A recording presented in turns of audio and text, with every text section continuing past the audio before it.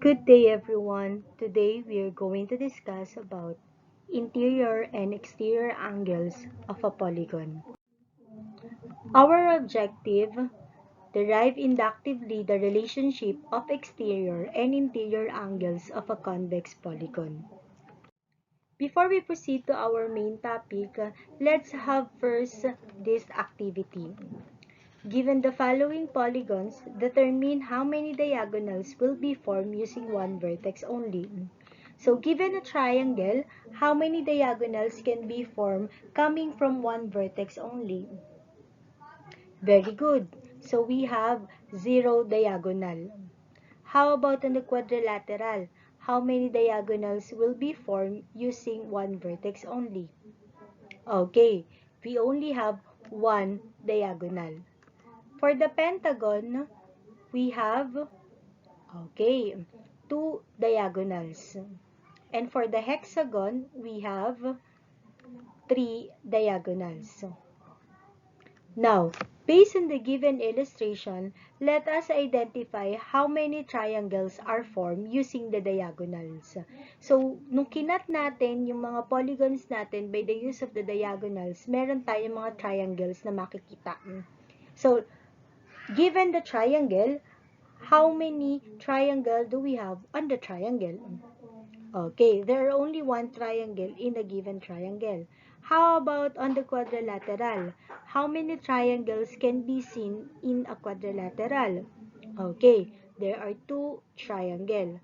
How about now on the pentagon? Okay, by the use of the 2 diagonals, we cut the pentagon and we come up with 3 triangles. And for the hexagon, we have 4 triangles. So using this informations, using this figure, let us put them in a table. So I have here the name of the polygon, the number of sides, and the number of triangles. Using them, let us identify the sum of the measures of all interior angles of the given polygon.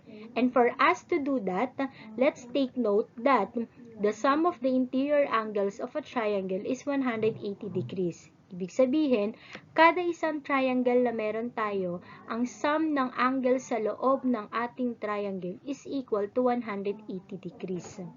So let's have an example. Let's say that the polygon is triangle.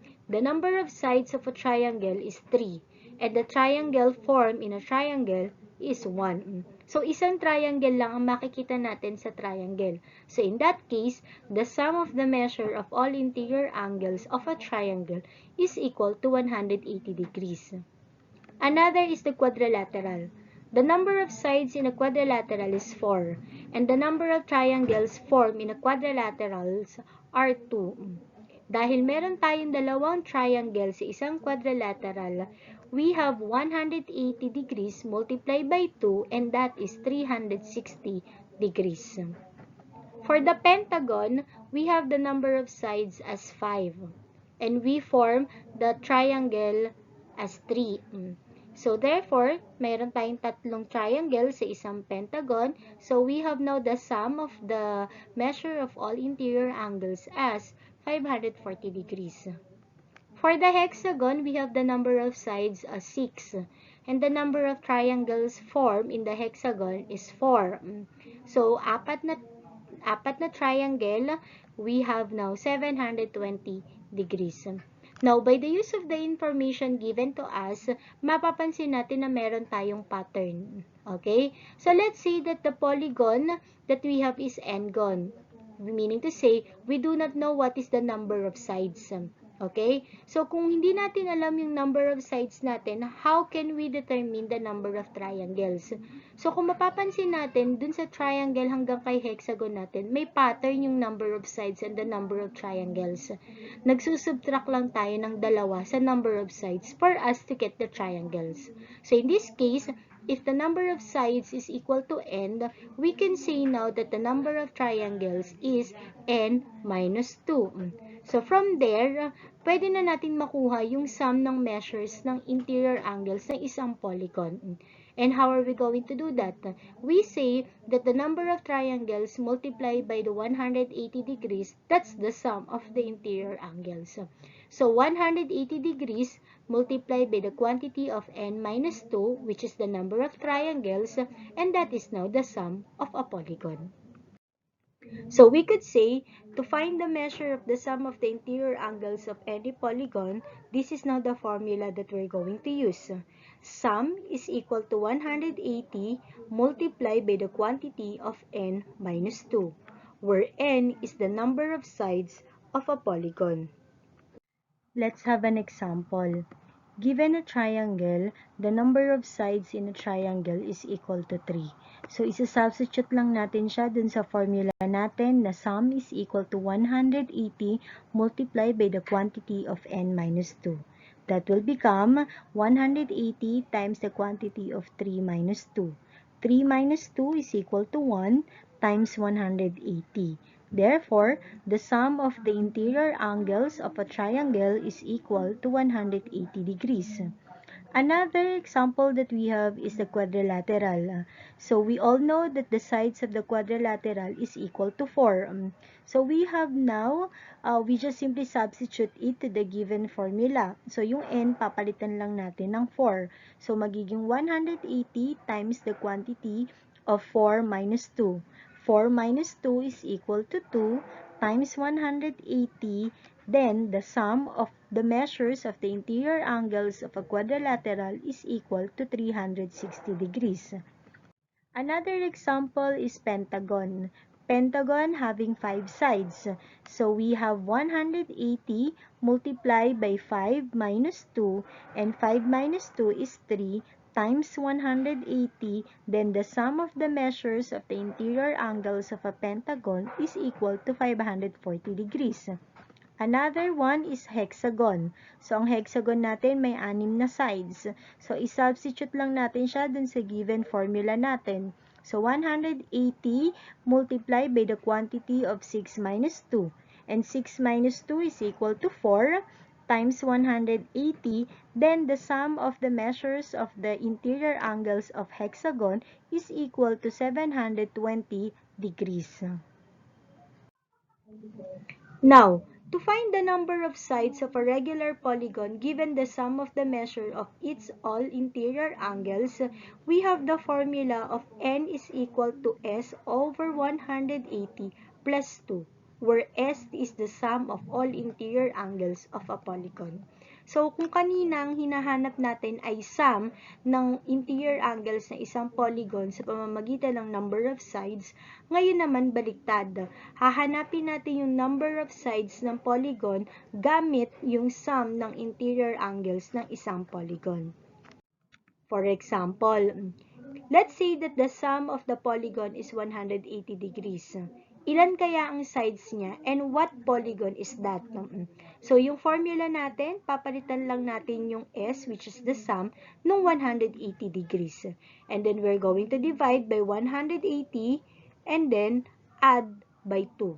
So, we could say that the number of sides is equal to 3.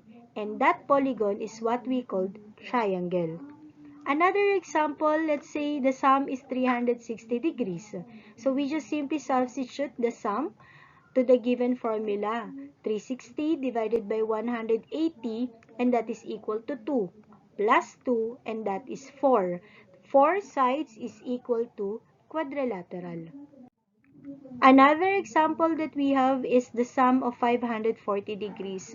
So, substitute lang natin sa formula, 540 divided by 180, which is 3, plus 2, and that is 5.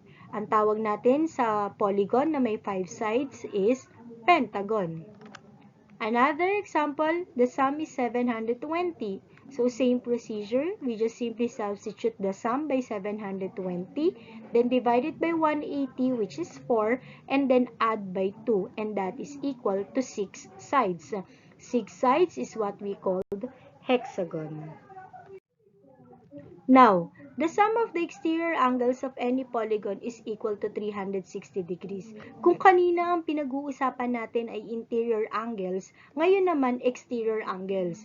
Kung mapapansin natin kanina, sabi natin sa sum ng interior angles of a polygon, nagbabago siya depende sa number of sides natin. The more sides that we have, the higher the sum of the interior angles of a polygon has. Pero pag exterior ang pinag-uusapan natin, kahit anong klaseng polygon yan, iisa lang ang sum ng kahit na anong exterior angles. And that is equal to 360 degrees. Kung kanina, sabi natin, the sum of the interior angles ng triangle ay 180. Ang sum ng interior angles ng quadrilateral ay 360. Ang sum ng interior angles ng pentagon ay 540. Ang sum ng interior angles ng hexagon ay 720. Kapag exterior angles ang pinag-uusapan, ang sum ng triangle is 360. Ang sum ng exterior angles ng quadrilateral, 360. Ang sum ng exterior angles ng pentagon, 360. Ang sum ng exterior angles ng hexagon, 360. So, kahit anong polygon, basta exterior angle, sum of the exterior angles, that is always equal to 360 degrees.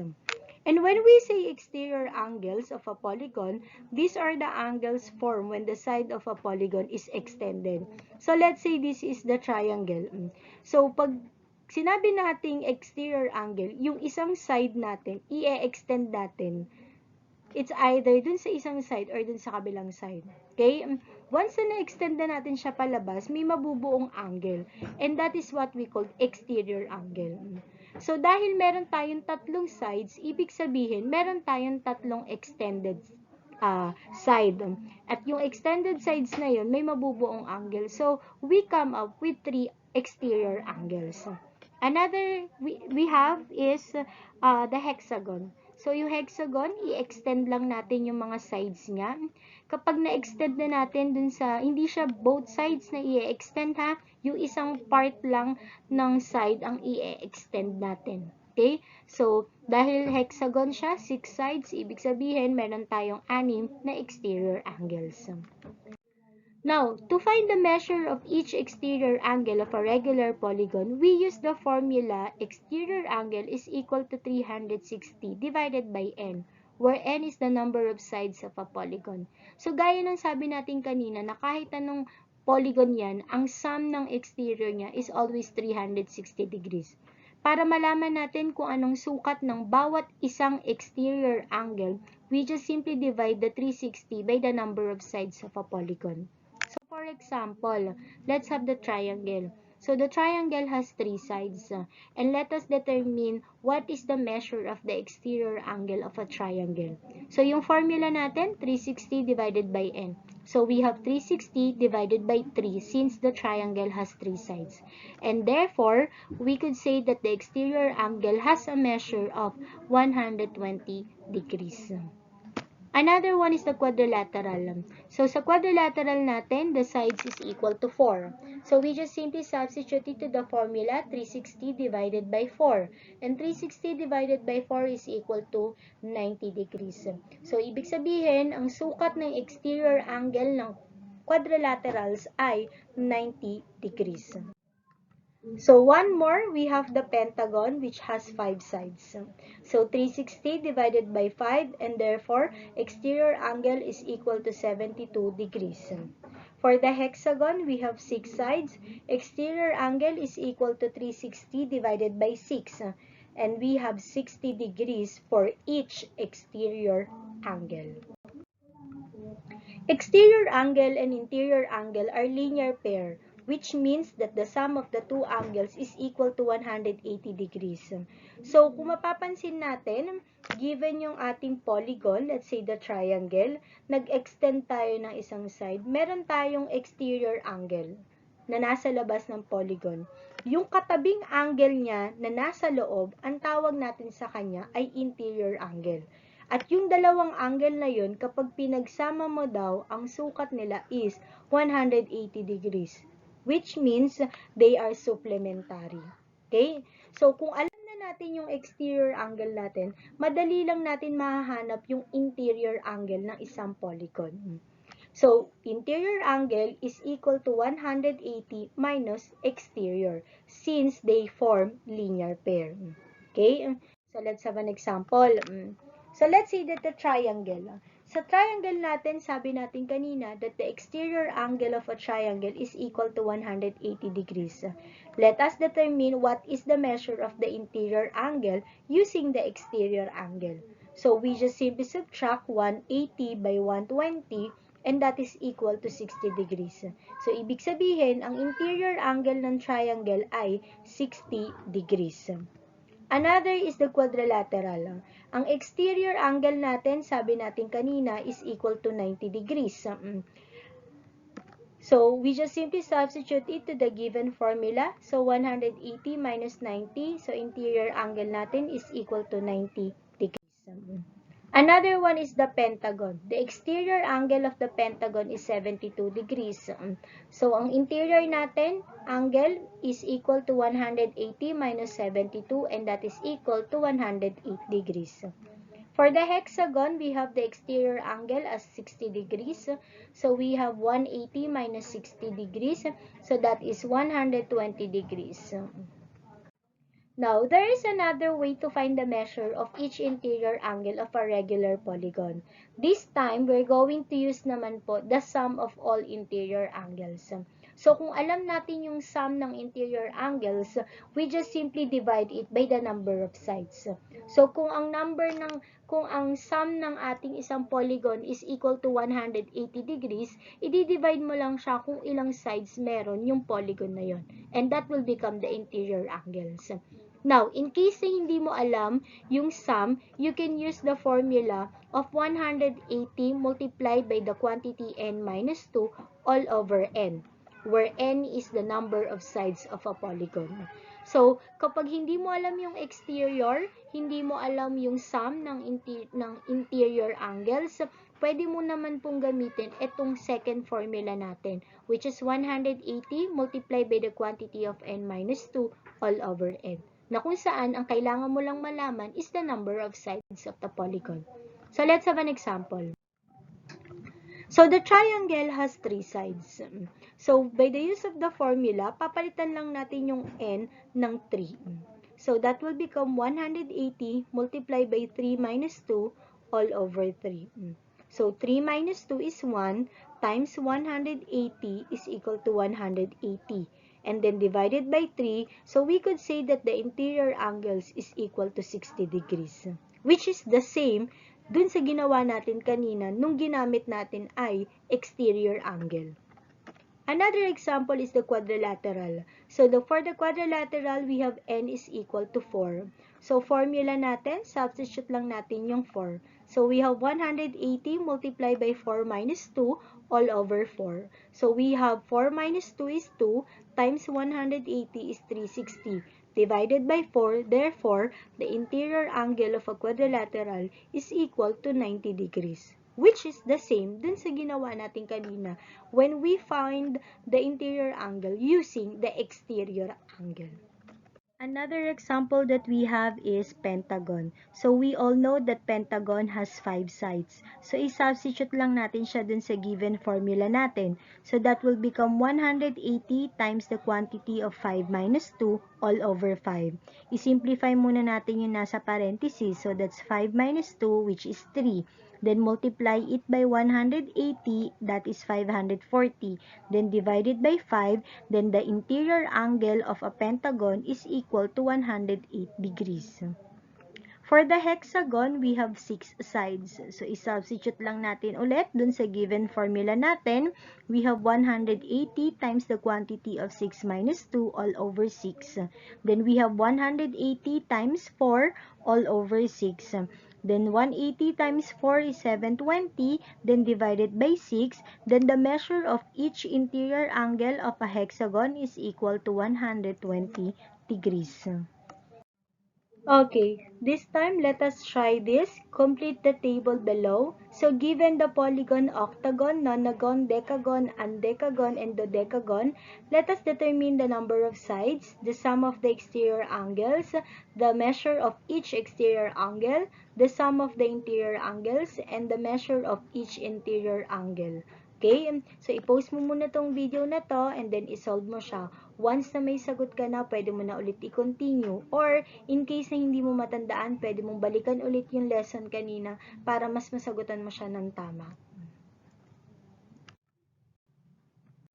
Okay? I think meron ka ng sagot and I hope nakakuha ka ng perfect score. And in case na hindi mo nakuha ng tama, pwede mo naman balikan ulit yung lessons kanina, yung discussion kanina para ma-determine mo kung saang part ka nagkamali. That's all for today. Thank you for listening. Hope you understand our lesson. Bye!